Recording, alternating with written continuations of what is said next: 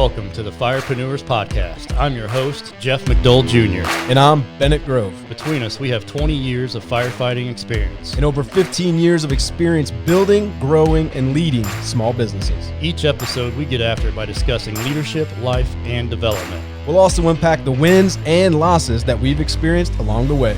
You ready, big dog? I'm ready, my man. Let's get it.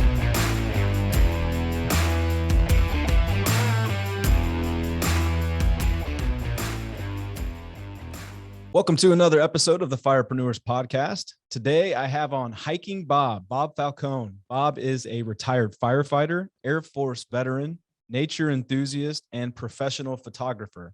I stumbled upon Bob's information when I was researching Pikes Peak, and Bob is also a well-respected expert on Pikes Peak within the Colorado Springs community. He's also he's written articles for 6 years about Pikes Peak and outdoors and in nature and recreating. So, Bob, I can't wait to have you on to talk about how important recreation is. But welcome to the podcast, and excited to have you.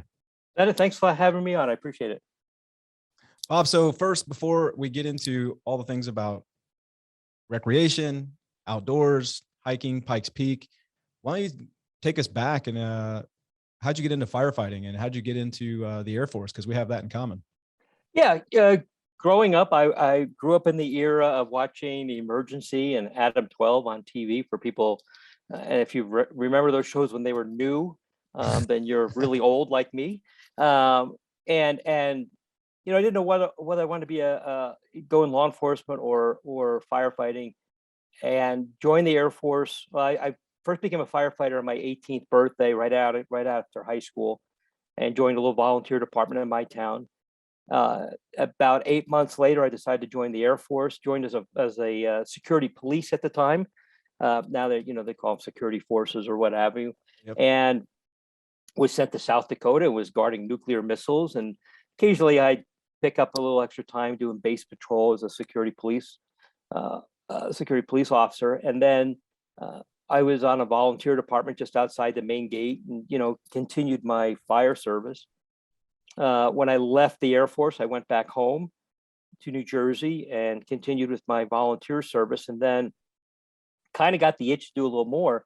So went into the Air National Guard as a full-time Air National Guard firefighter. You chose the right side then. So then you absolutely switched to the right side. Well, I was Air Force the whole time, so I went to Air National Guard and did do the right side and go to the. I told them I was not going to be a cop. If they wanted me to go back into my original career field, that wasn't going to happen. But I would go back in as a firefighter, and I did.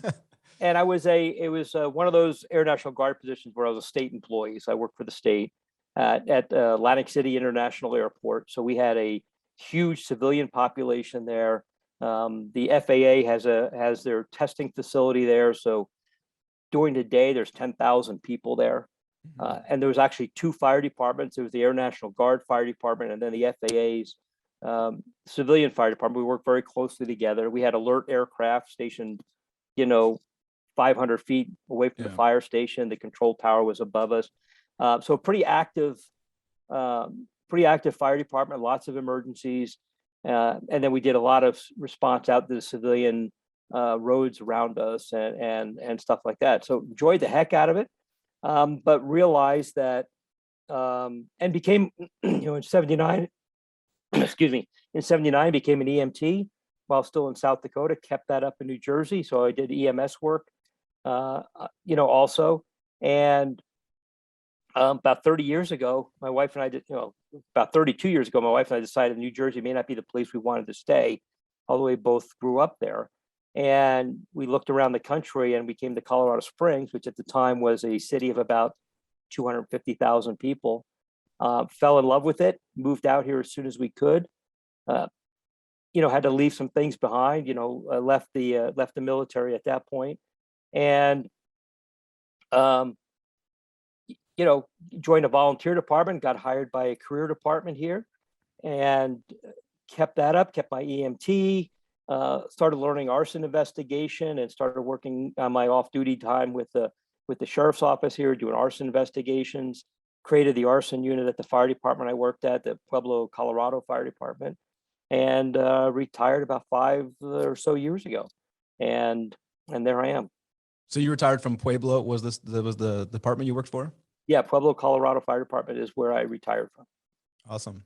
And then you got an arson investigation. So you were doing that on your days off while you were still full-time firefighter. So you had the side hustle or side gig going on.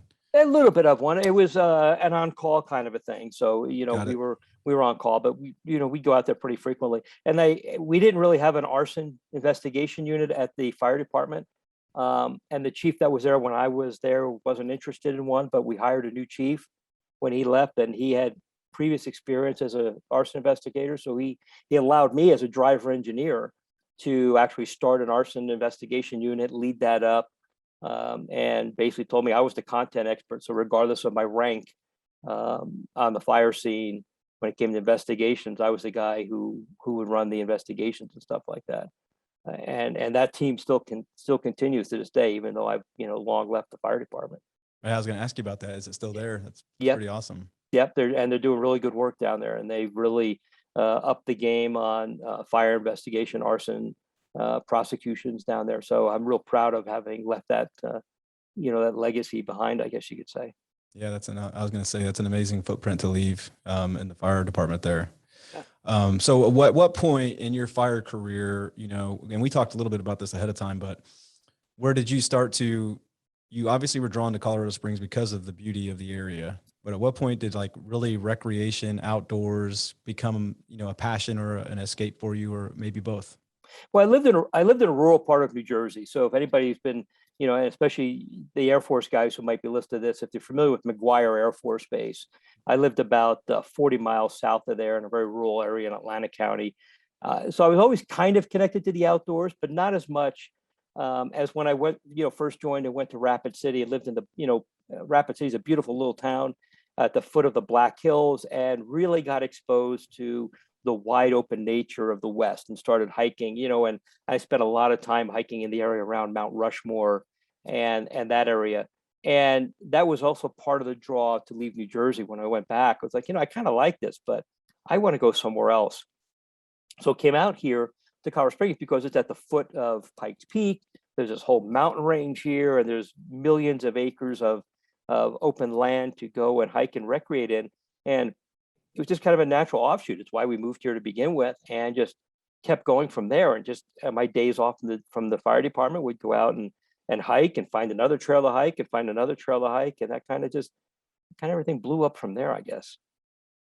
So why don't you walk us through our audience, because it started out as something you did for recreation, but it's now turned into something a lot bigger, where you're writing articles for the last 6 years for the local paper. You've got your website, you've got a book. You're the kind of a go-to expert on Pikes Peak, kind of walk us through how you got to that and all the steps in between. Well, people can say what they like about social media, and there's plenty of things to say bad about social media, but social media is actually what's driven all this. I created a Twitter account at one time called Bob Fireman, and I still have that Twitter account, although it's not as active, and it tends to be a little more political. But I also created another one called Hiking Bob, and that's where I would post what hikes I did and my photography, and that started gaining a little traction. And it really picked up when we had a couple of big wildfires here. The Waldo Canyon fire, which some of your listeners, your viewers may have heard of, and then the Black Forest fire. And I was providing some information on where that is, kind of combining my fire and experience along with my hiking experience about, where this fire is at, and providing some context on social media. That started to gain a little bit more attention. And, I just it kind of grew out of that, I guess.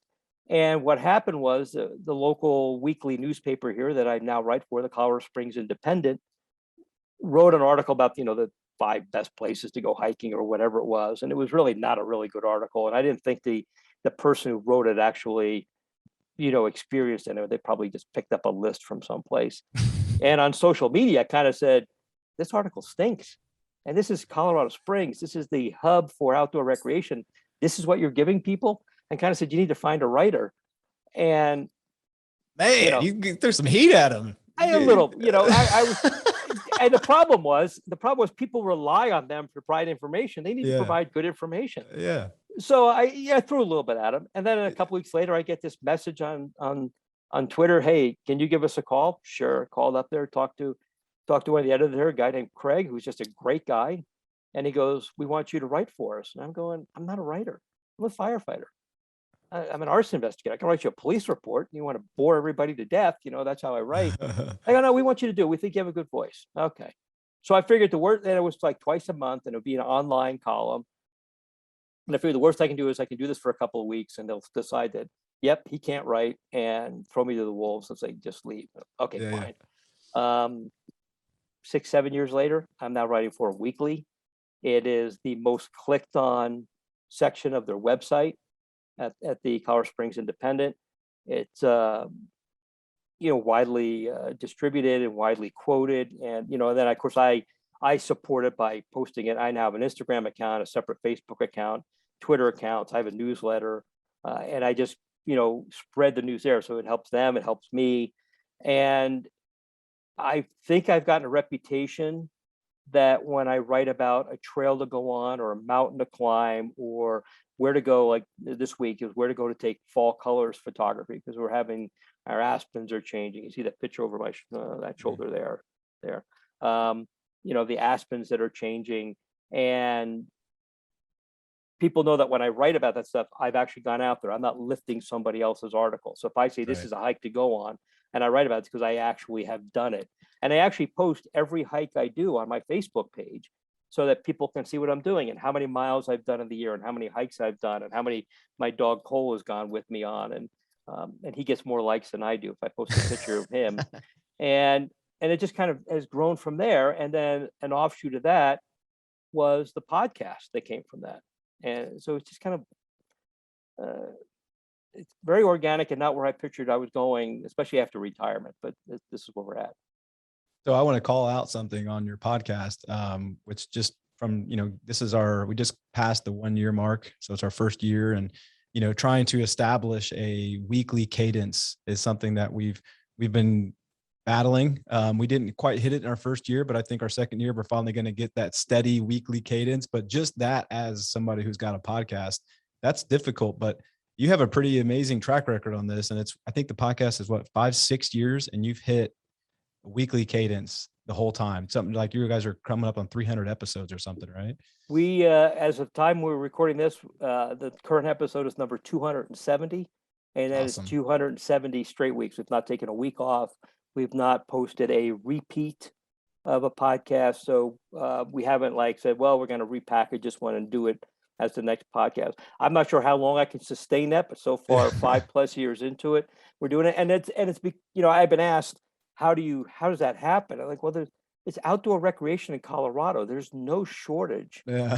And I primarily focus on the Pikes Peak region, and there's the whole rest of the state, which I do write about. I write about when I go to Utah and I go hiking, or I podcast about that. And we have a vacation home in Phoenix, and we spend the springs down there watching baseball.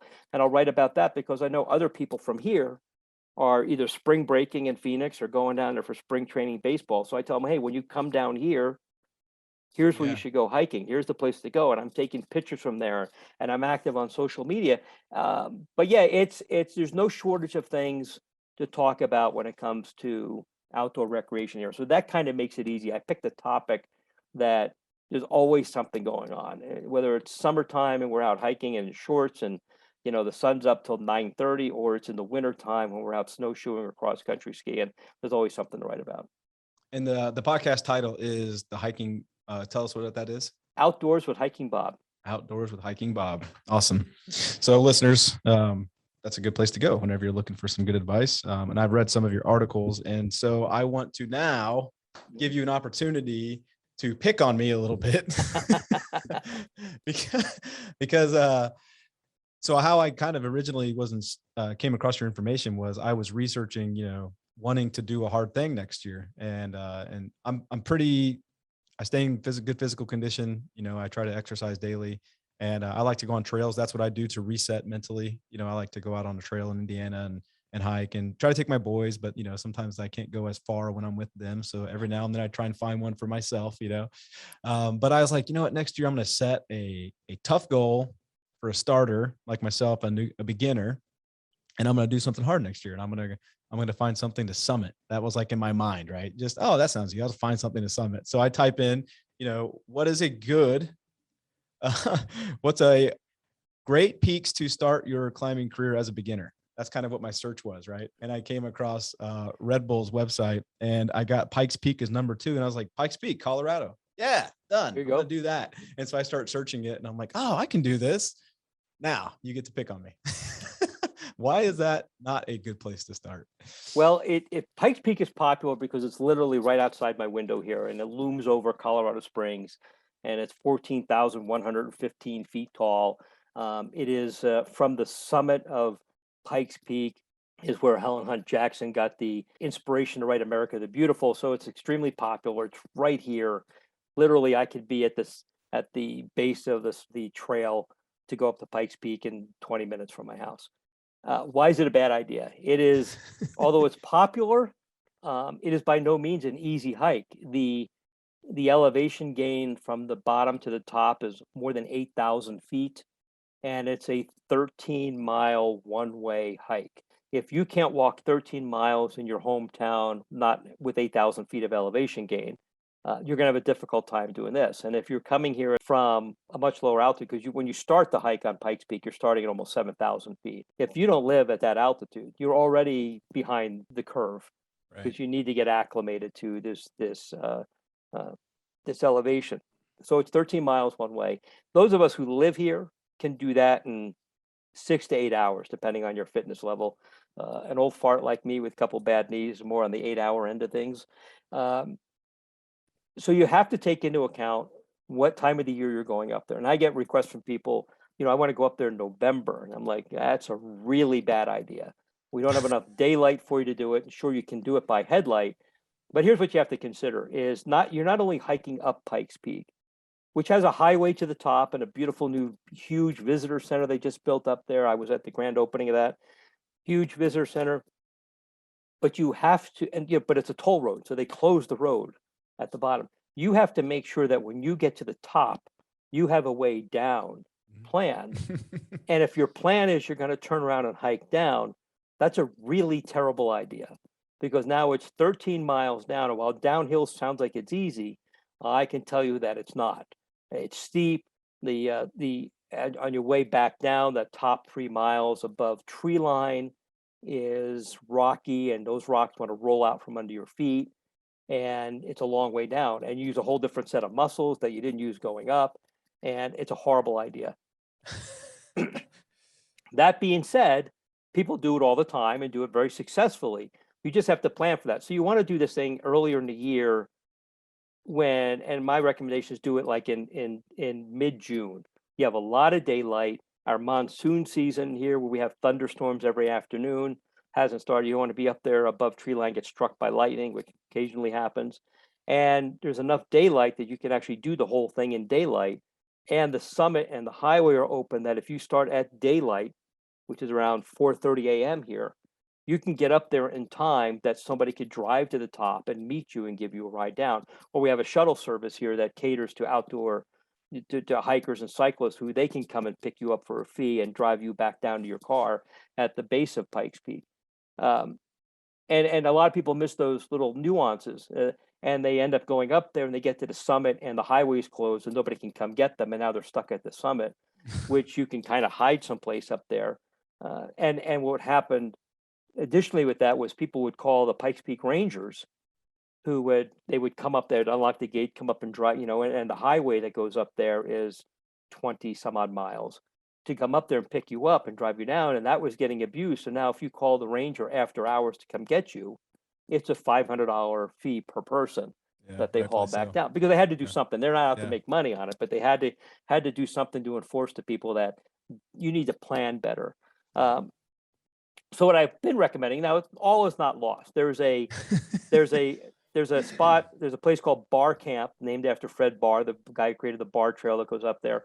And there's a bar camp up there that has a tiny little lodge and some shelters there that you can spend the night. You just have to make sure you reserve a spot.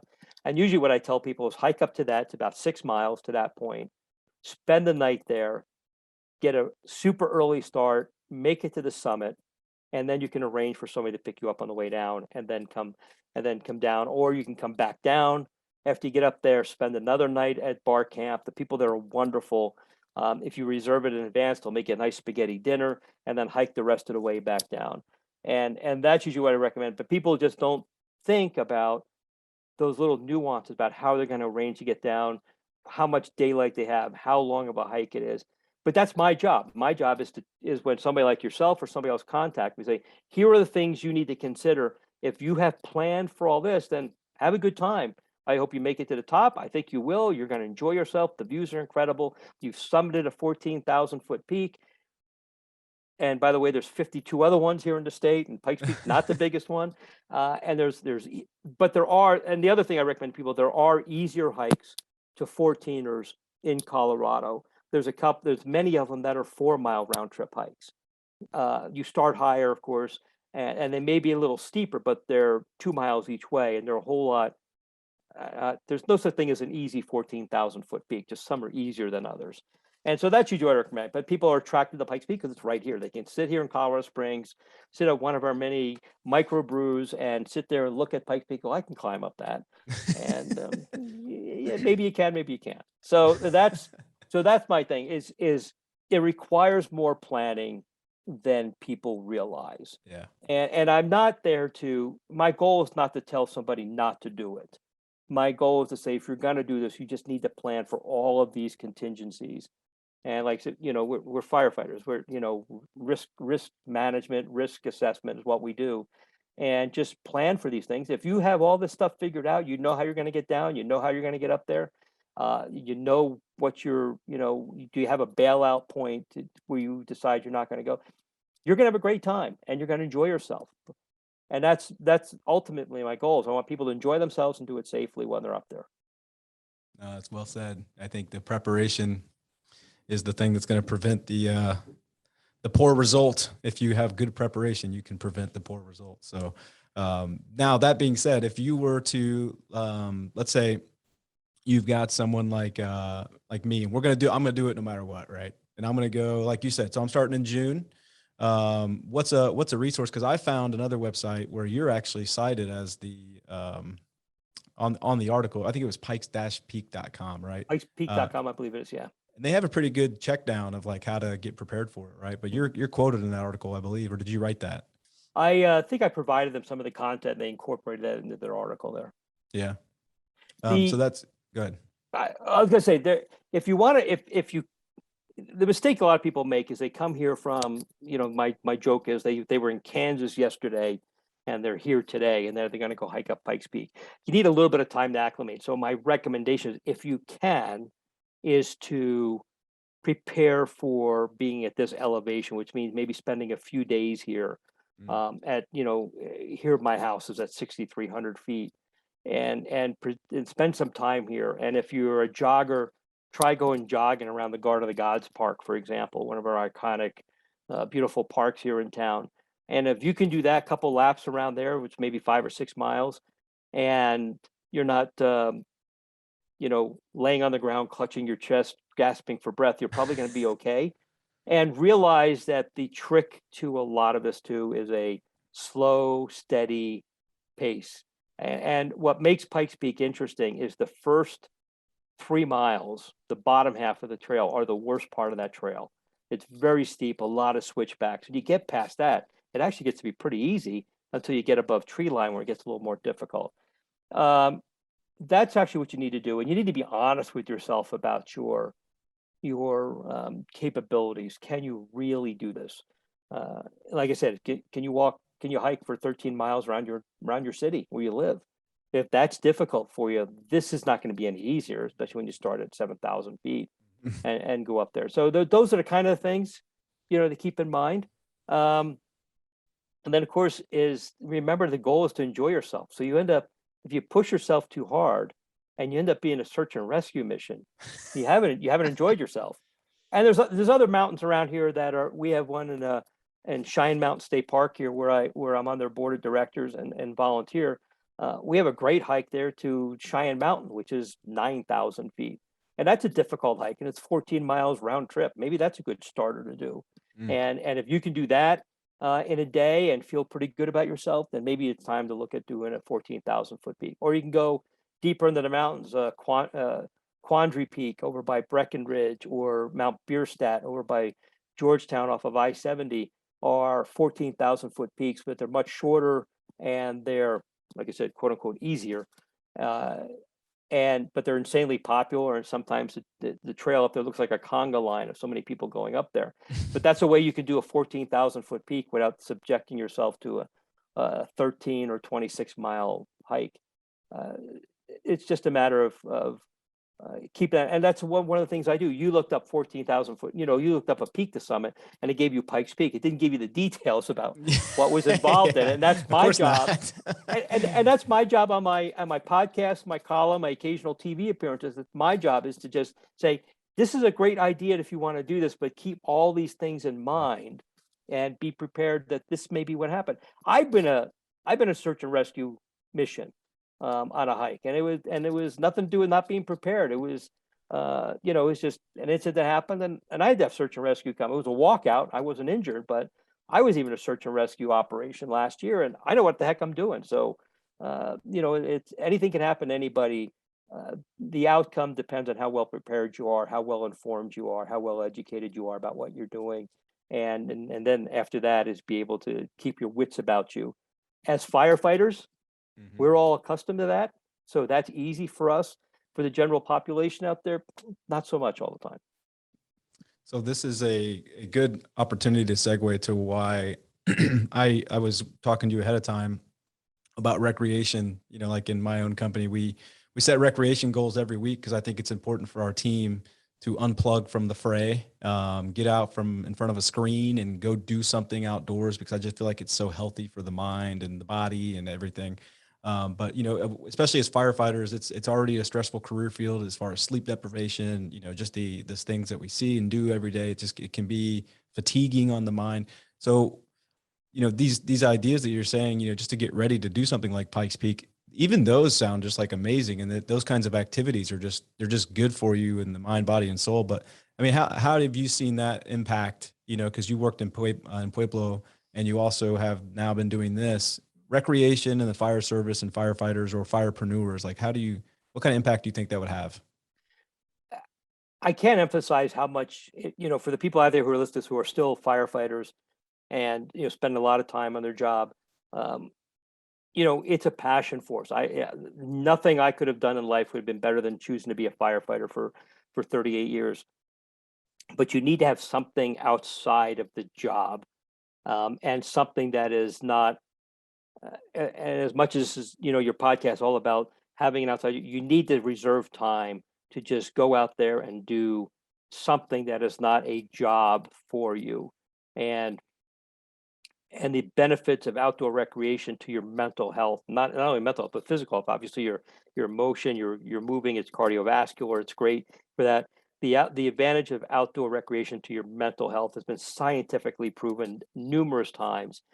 Just being out there in daylight, and listening to the birds and smelling, it kind of sounds corny, smelling the flowers and listening to the bees and the birds and things like that really does have a positive mental effect on you. And that carries over to whether you're trying to run a job, a business on the side on your days off, or you're on the job and you're riding on that fire truck or that ambulance, and the stress that goes along with that. And it's super important to just get away and just really break free of that. And I often feature in my column hikes where cell phones don't work. And people love those because it's hard for us to separate ourselves from that nowadays. It's very difficult, but people love it when I say, by the way, your cell phone doesn't work here. That's when everybody goes, I'm going to do that one because I'm tired of my phone going off all the time.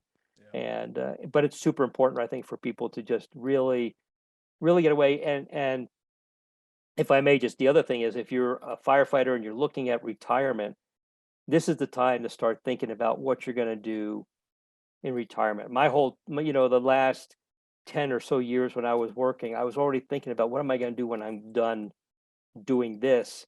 And this kind of grew out of that. I wasn't sure what I was going to do, but I knew I had to have something to do. And I easily transitioned from being a firefighter for my whole life to doing this, and completely 180 degrees from being a firefighter, being an outdoor recreation guy, and and a volunteer park ranger and things like that. It's completely different from everything I've been doing. But that's what made, I think, me transition out of there so well. I occasionally have a little separation anxiety from the fire department. And what I really miss is the station life. To be honest with you, I miss that a lot. But boy, do I miss getting up at 2 o'clock in the morning and chasing the next drunk who's down on the street corner. Oh heck no, I don't miss that at all. No, that's really well said. So the way that you transitioned from your full-time career as a firefighter to doing this now, I think is just really amazing, because we all know, unfortunately, some people who had a really difficult time transitioning when they retired to a life without the fire department, and it led to a rapid increase in their, I guess I should say, instead it led to a rapid decline in their mental health. It led to a rapid decline and degradation of their quality of life. And I think a lot of people, when they retire, die younger because they don't have something else to stimulate. And so when I think back to the fire career, and any firepreneurs listening, that's one of the things why I want Firepreneurs to exist as a podcast, to bring on guests like you to talk about things you can do right now in your career that unplug and give you an outlet that is unrelated to the fire department, or unrelated to your side gig or your side hustle or your side job, something that's just completely different, because it just unlocks some different doors upstairs that will make your transition easier. I mean, you're a prime example of that. So it's really well said. I think that's real important too, because your podcast is geared towards people who have a side job or a job they do after the fire service. Well, that is still a stressor to a degree. So that's why if you're doing a side job, that's wonderful, but you still need something entire. It could be making model airplanes in your basement. It doesn't have to be outdoor recreation. Outdoor recreation isn't for everybody. And if you live in a big city, it may be difficult. It may be difficult just to get to a place where you can do that. Have something that is completely detached from what you're doing. And that was really a positive thing for me. And I think it's what really helped me. My wife will tell you it's questionable how my mental health is doing, but that's a whole different thing entirely. But it's I think that's real important. And I've known firefighters. I've attended a few too many funerals for firefighters who left the job and had nothing outside of being a firefighter all their life. And the rapid decline, like you said, of their physical and mental health became apparent and unfortunate. Not to say that if they went hiking, they would have cured Right. everything, but they Right. needed something to do, and they were on the job one day and off the job the next day, and they weren't going to the station having coffee with their guys and riding in the fire truck, and having that camaraderie, and they had no friends outside the fire service. That is really an unhealthy situation. It makes for being a great firefighter. Those people were great firefighters, but it made for a healthy, unhealthy, and situation when they left. So if you have an outside job, that's great. You're doing something outside the fire service, but that's also a stressor. Yep. You still need something completely different. Find a hobby. Take pictures like I do. Go out and draw. Ride a bike. Something that's not a job. And I think that extends your quality of life, your life expectancy. As we know, it's already shortened. Your life expectancy is already shortened just by the fact that you are a firefighter. So let's not make that statistic that persists, and kind of fight the odds on that. And I think that that really will help people a lot. Yes, sir. And you make a good point. The thing about firepreneurs, and the theme of the word in the podcast is that you're already a firefighter, which in and of itself is a full-time commitment, stressor, tough job. Being an entrepreneur, where you're not a firefighter, you're an entrepreneur, that in and of itself is a big undertaking, and it's got its own set of stressors, and it's a full-time commitment. So then when you're a firefighter who's also an entrepreneur and thereby a firepreneur, you've just added two really stressful pieces to your life. Yep. But in our career field of being a firefighter, it's kind of a time-honored tradition, something that a lot of people have done for decades and will probably continue to do. And I did. So you made a really good point there, which is, firefighting is its own career field, which in and of itself is super time demanding. It's a big commitment. It's a high level of energy, stress, anguish, things that come with that career field. But then, being an entrepreneur in and of itself, without being a firefighter, just being an entrepreneur is super stressful. Lots of obstacles, lots of hills to climb, lots of challenges, mental stressors and everything. So then like you think of a firepreneur, you're combining two of those together. And so like, as you said, like those two things together are stressful, like being a firefighter and then on your days off going into another, what could be stressful environment. It's super important if you have that level of obstacle and challenge in front of you on a day-to-day basis to have something outside of both of those that gives you an outlet to, turn it off, so to speak, turn off the phones, turn off the computer and just like be in the moment. And whether it's like, as you said, working on a hobby or getting outside, it's doing something that unplugs from that and allow yourself to reset. Now, in an ideal world, you could do that regularly, but you may not be able to do it regularly. But like, I think I always encourage everybody, like at least once a week, give yourself something away from both of those worlds. But with that said, I know that you've also written an article about the health advantages of just being outside and being in the sun. And that's something that I subscribe to 100%. Like I try to make sure that my recreation goals are outside, outdoors in the sun. Can you speak to that a little bit for us? Yeah, there's been a lot of studies that show that outdoor recreation, being in sunlight and being in outdoors and like I said, it doesn't have to be here in the Rocky Mountains where you're miles away from it. Go to your city park or something like that. Just has tremendous advantages to not only your physical health, you're getting off the chair or you're getting out of the house, you're walking around, but your mental health, you're stimulated by different things.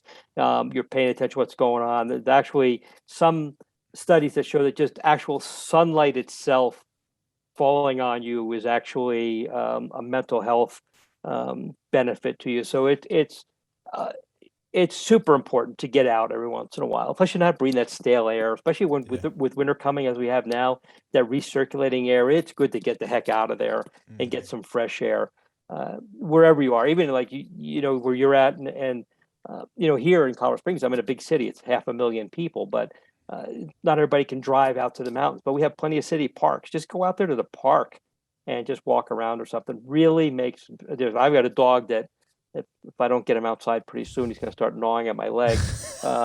Who encourages me to get outside because he wants to be outside. So it's those things that really have proven mental health benefits to be out there. And sometimes people like to go hike or walk around the neighborhood park with 6 other people. Sometimes, like me, it's time to just be out there by myself and just clear my head a little bit. All of that stuff is a shown mental health benefit. And plus, if you're stressing out on your job, or you're stressing out about the side job you have here with what you talk about a lot. Sometimes getting away from that computer and trying to examine everything and getting out there, all of a sudden you start thinking about different things, and maybe you've come up with a solution to whatever it is that's stressing you out to begin with. That's so true. I actually just gave that advice last week that, when we were I also coached some small businesses, and they were expressing some frustration and kind of being stuck. But they had a good business, they were growing, but they found themselves kind of stuck in this moment. I said, I think you might just need to get away, just I know that it seems like right now you have to be there every day, but right now I think you should just take a day in the middle of the week, not Saturday and Sunday. Take a day in the middle of the week when you would be there. You would normally be there every day, and leave the phone, set the business up so somebody's going to make the calls that day without you. Go away and go somewhere, where you don't have cell service, take a pad of paper and a pen. And I bet at some point during that day, something's going to open up and you might get some clarity on the thing, because when we get in the fray, we just get those blinders on and we lose the peripherals. And I think that's why I love going out on trail so much and being outdoors, is because there's a muse out there waiting to inspire us to break through whatever struggle we're having in that week. So I think that's really well said. And you never know who you're going to run into out there. I meet all kinds of people when I'm out hiking on trail. Some who know who I am, many who don't, which is just fine. I like it kind of when they don't know who I am, because then they don't have to say your article is wrong or something like that. But the other part of it is that you meet people out there and you just never know who you're going to run into out there. And that may be somebody who's got this great outlook on things, or this great idea or something like that they're willing to share with you. And that's another thing that's really another benefit of getting out. And you talked about having somebody make the calls for you. Depending on the business you're in, it doesn't hurt to sometimes put the message on there. we're taking a much needed day off so we can go and clear our minds. We'll get back to you tomorrow. Leave a message. I think your customer, like I said, it depends on the business you're running. A lot of customers would say, hey, you know what? I get that. We'll hear from them tomorrow. And the ones who don't, okay. Yeah, right. How badly do you need them? And that's, obviously your decision to make. But I think that if you just tell people, we just need to take a little bit of a day off just to clear our heads and think about some stuff. And I think people appreciate the honesty out of that. Yeah, I think you're right. So one of the things you were talking about with regards to, and I think it's specific to your climate, but here in Indiana, we have 4 seasons as well. But our winter is not as beautiful as a Colorado winter. And so I think there's a tendency, especially in the Midwest, when it gets nice and when we don't get the snow, we don't get the ground covered with snow, we've got just brown and gray. It's rainy, and it's the grass is all brown, and it's like, you know what, I'm just not coming out for 3 months. And I'm always like, you should probably still need to go out, So up there where it is beautiful, but it is super cold. But there's still things that I'm sure this idea of recreation outside, it's a year-round deal up there over there in Colorado, I'm sure. Absolutely it is. And one of the stereotypes people think about, like here in Colorado Springs, is that, we're going to be buried under 6 feet of snow for 9 months out of the year or something like that. It's actually, our climate here is very much more temperate than that. And we've had 50 and 60 degree days into December. Here it is. We're going in October here as we're recording this. We're going to be in the 70s next week. It's much more temperate. So that makes it easier, though, to answer your question. It makes it easier to get out. And we have the tourism people tell you we have 300 days of sunshine. That's been widely refuted, but we have a lot of sunshine. We have more sunny days than we have cloudy days. So there is still plenty to do out here. And like I said, when it snows, then you learn how to either hike with, winter weight, insulated hiking boots, which I have a couple pairs of over there I'm looking at, or you learn how to go snowshoeing, or you go cross country skiing, or you do like a lot of people do, and they drive that and they spend the winter in Arizona when you're hiking in the desert or something like that. There's all kinds of stuff to do here all year round. And that is, again, that was a driving force for us to move out here.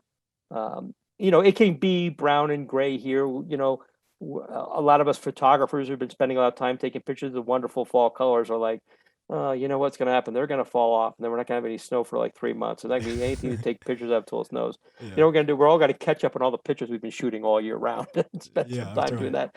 But there's still stuff to do out there, and there's still great views and great things to see and great trails to hike on and great things to experience out there. And you can't get yourself locked into, oh, it's cold and miserable and I can't go out there. Bundle up with a couple extra layers and well, be a firefighter for a minute, suck it up and get out there. That's right. You'll like it, as opposed to being cramped up and looking out the window and saying how miserable it is out there. Go out there anyway. Well said. That's right. You got to do hard things. And even in the December, January, February, when it is cold, gray, maybe even on a windy day, it's still important to get outside. And, and then that day you got to win. You got out and you fought the ugly, depressing look of what's outside. And you said, you know what, I'm not going to let that affect my mood. I'm still going to get out and do something. Because like you said, you might hit a trail and you might run into somebody, or somebody might have a dog and the dog runs up to you and makes you smile.